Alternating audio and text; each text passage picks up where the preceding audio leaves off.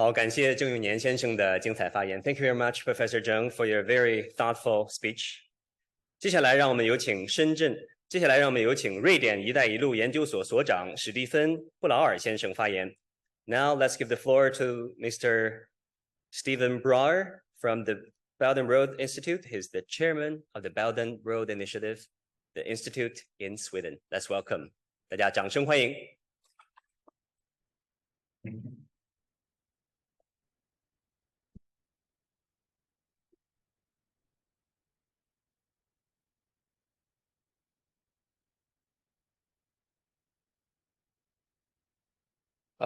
Thank you, Mr. Li Shulei, Mr. Mao, Excellencies, ministers, distinguished guests, friends, ladies and gentlemen. The title of my remarks is The Significance of History and Culture on Global Human Rights Governance. The dramatic and profound changes that are emerging worldwide can be effectively connected to the rise of a new China.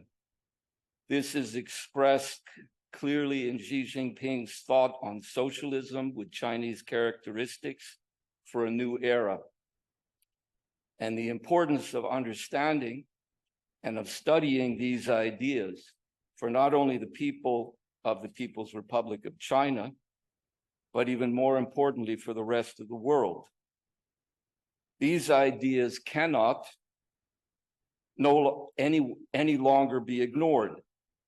In fact, the great majority of the world's populations are embracing the ideas. As chairman of the Belt and Road Institute in Sweden, it has been my goal to promote and educate Swedes, other Europeans, and ultimately even the United States and world citizens in general to the great advantages that the Belt and Road Initiative has for global development and cooperation. We celebrate this year, 2023, the 10th anniversary since China's President Xi Jinping launched the initiative in 2013. So in addition to being honored to represent the importance of the BRI to my fellow Swedes and Europeans who have yet to seemingly in general understand the importance of it, it gives me great personal happiness to advance this cause for a community for a shared future for mankind. I'm convinced it is the pathway to peace as well as to true human rights in the proper sense of development and the elimination of global poverty. As a philosophical thinker and educator, I am deeply connected to the importance of the BRI, and it is through culture and history, as my friend, China's ambassador to Sweden, Shui Amin, expressed it in an article published in Sweden. Through culture, we are more united than divided. Of course, this is dependent upon certain common fundamental principles of human society and culture that unite us. These are, in my view, the basic goodness of men and women. Secondly, the harmonious nature of humanity in relation to the universe and the unique quality of creative and innovative thinking, which separates human beings from the lower beasts and animals. Shakespeare expressed this most beautifully as man and women as the crown of creation. When we live and understand one another in light of these ideas, we communicate, we cooperate, we discover and find friendship and trust. We build bridges between cultures. As Xi Jinping's extremely important latest initiative for a global civilization initiative reflects this. Naturally, there are differences and they must be respected, but they do not need to divide us. Rather, in the best sense, they teach us to learn from each other. Unfortunately, the present ongoing effort to demonize China coming from the US, the UK, and the G7 is based on a combination of fear and virtual total ignorance of both modern China and the great history of over 5,000-year-old civilization. I fully respect the sovereign choice of political system of the People's Republic of China, yet I see the Belt and Road Initiative emerging out of this very long and profound history of China. Western political leaders presently lack any insight into this great long history. They are trapped in a philosophical basement of Western philosophical thinking, Hobbesian view that sees men and women fundamentally as only evil and egotistical. Therefore, they operate on the law of the jungle. They consider brute force to be the solution to problems, and they cannot and do not trust others.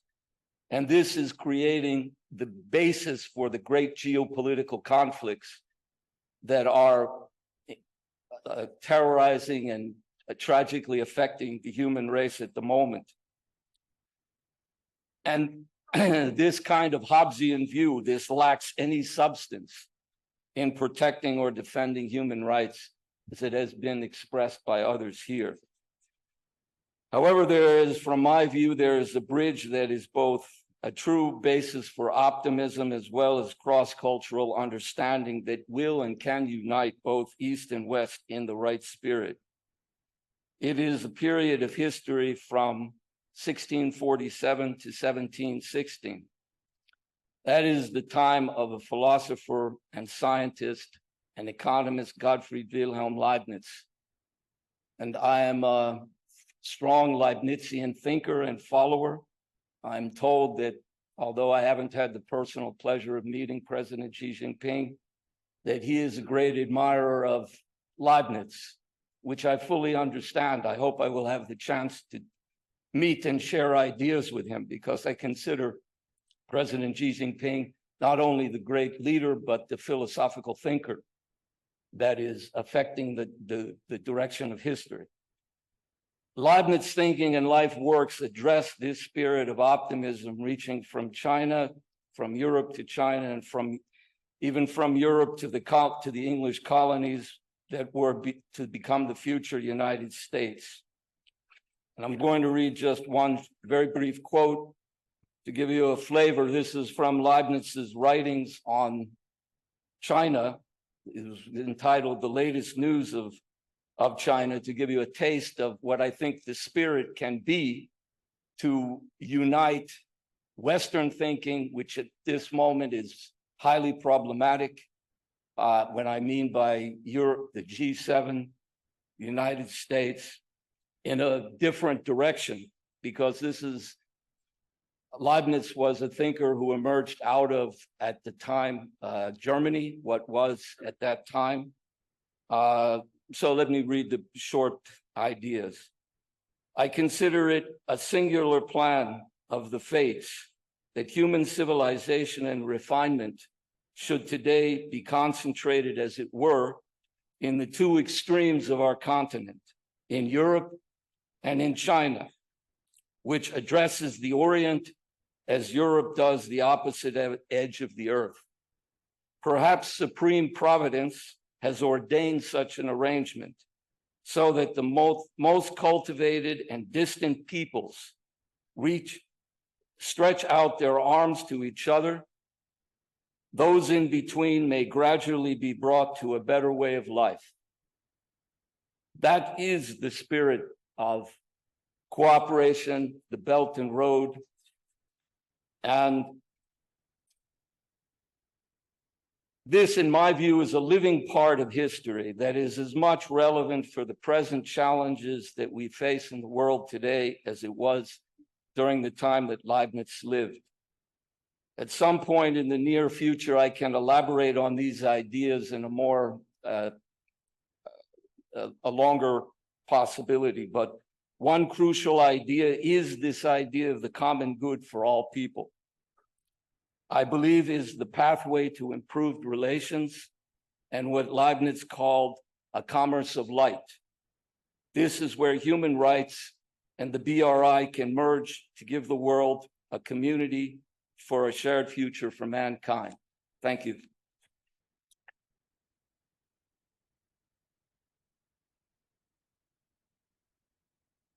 感谢布劳尔先生的精彩发言。Thank you very much, Mr. Brawer. I think it's fair to say that you broadened our understanding of human rights. Very inspiring speech. Thank you.